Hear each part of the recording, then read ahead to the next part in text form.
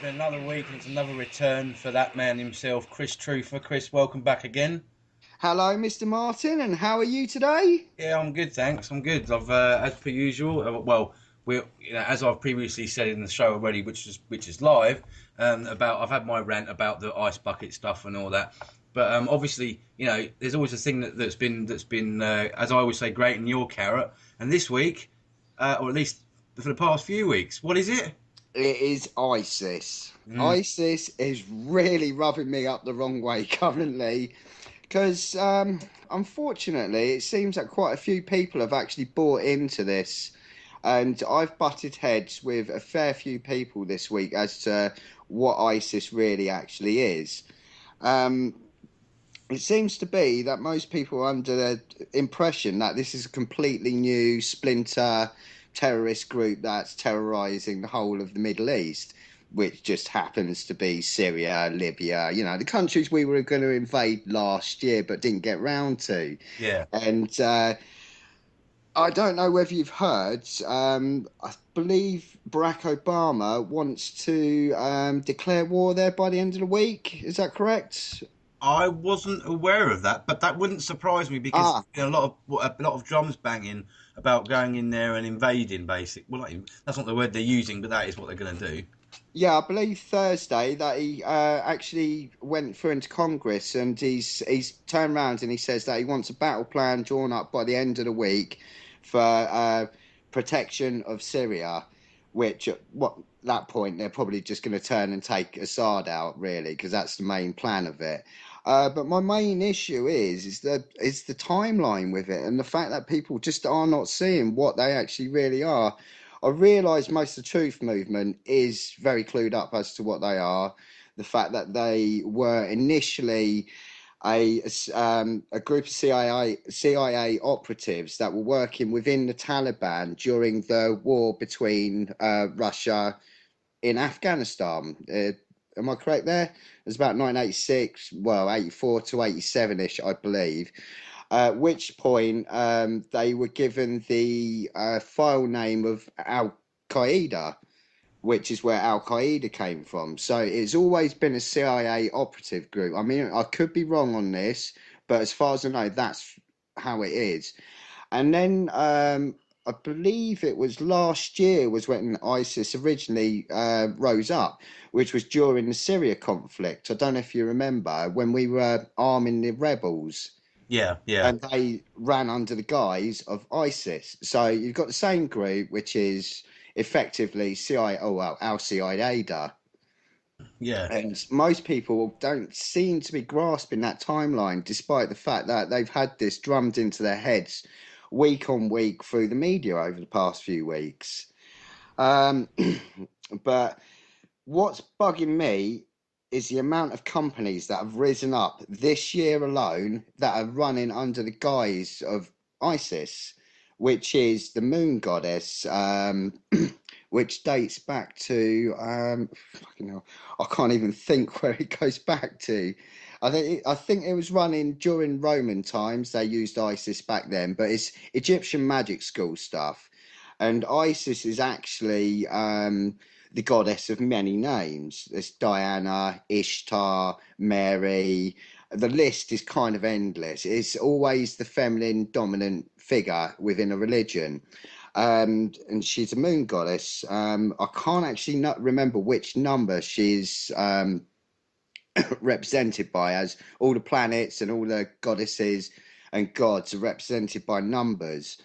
Um, but what you'll find with a lot of these ISIS attacks is if you look back over the timelines, which I wish I had actually had time to do, you can account the main massacres that they've been in is during full moons, blood moons, or super moons.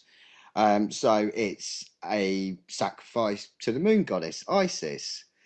And this kind of really rubs me up the wrong way, to be honest, mate. Um, but I'm kind of lost for words on that Well, one. something I know about Isis as well, which I'm sure you do as well, is that her offspring was Horus or Horus, Yeah, Horus, the Eye of Horus, yeah, the and all-seeing eye. Osiris. Yeah, it's it's very interesting. I don't know too much about it. I know that though, which I found interesting. But it's like when you said about the amount of companies with Yeah, using the name ISIS. I think it was when you helped me move. yeah. We're coming down the road and there was there's Well, this it's an estate ISIS sign agency right there. sign, isn't it? I mean, Yeah. I remember saying to you earlier just at the end of last year, get ready for the rise of ISIS, because I knew it was coming because it is effectively America's hidden goddess. ISIS translates to dollar dollar, or it's the caduceus with the snake curled round it, or it is sorry, mind blank. Always happens, mate. Don't worry about it. We all It's get the sine wave. right. We are living in sin, the sine wave, and it's that side of it's mathematics. But I mean, that's all mystery school teachings. And so what you'll find, a lot of these companies that have come out with the name ISIS, be it a TV company, um, there's estate agents, there's education, there's travel companies, there are so many companies and they are absolutely everywhere. And if you look at a lot of their logos, they're riddled with sacred geometry. And so this says one thing to me. This is all being run out of I won't say exclusively Masons, but any group that is running with an Egyptian magic school base to it. So what you'll find is a lot of these people that are CEOs of these companies will be in the know. They know exactly what's going on, which is why they brought these companies to the front at the moment, because it's all to do with programming. Because I mean, you got a country that is living in fear, and then suddenly, you turn around and there's a sign. It says ISIS, so it's in your head again. And you turn around again, there's a TV. It's got ISIS on it, and it is just constant. It is a barrage, and to me, it's just the biggest psyop I've ever seen. This is bigger than anything else, and it's just constant. But there is one particular ISIS company that really, really interests me, and it's I think I can't remember the full name of the company, but if you just Google ISIS, oh God, uh, I think it's Neutron, yeah, Neutron Research. Um, It'll pull up this company, and basically they're a research company based in London, and they are researching solar weather and the neutrons, protons, electrons that are bombarding our Earth at the moment. Because at the moment we're going through a very strange time with space weather, and I mean, yeah, a couple of days ago, for instance, we had a massive electron spike. But this company, ISIS, they are actually tagged alongside with Project Ice Cube. I don't know if you've heard about that, but that's a research company that's in the ice in the Antarctic at the moment, and they've bored. I don't know how deep it is. I think it's about a mile under the ice, and they've placed a massive, great black cube down there. And what it's doing is it's harvesting electrons, neutrons, and protons so they can work with it. And the only place they can work with these things is CERN. And to me, I'm very Interesting. concerned about that Yeah. because, I like what you did there. yeah, well, CERN is a con, really, isn't it? Yeah. What is it? What does it do? What are they up to? What are they trying to do with it? But whatever, it is tagged with this ISIS company, and I've tried digging in with them, but because my internet seems to be very, very restricted as to what I can actually look at nowadays, I can't really get very far with that company. But I've been trying to find out who the heads of it are, who else they're attached to, because to me, that is ringing major alarm bells as to what this ISIS thing is. Because as you well know, the stuff that seeing on the news, it is, everyone's been British, haven't they? The video's been ousted as a fake, the beheading.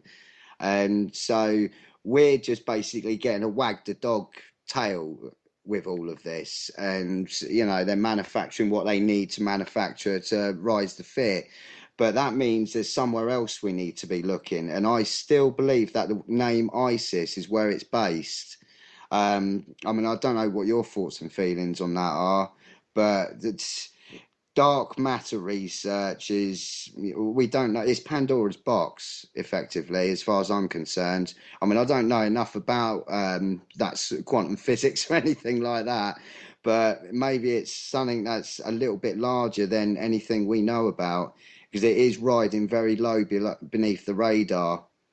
Yeah, yeah, and I think on that was on that note, that was a pretty good quick rant there, Chris. As always, I always appreciate you having it on all the time. But as you said to me before, prior to the starting of this recording, you'll do a little bit more reminding or refueling your brain cells.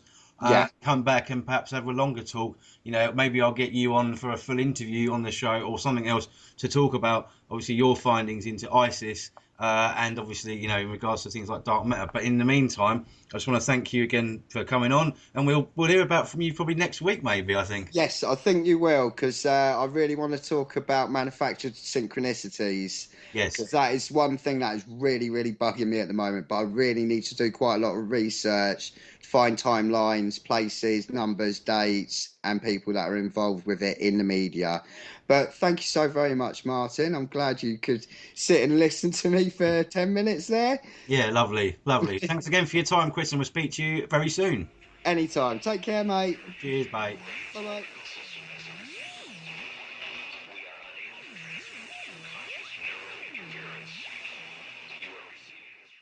No matter what the people say, these songs lead the way.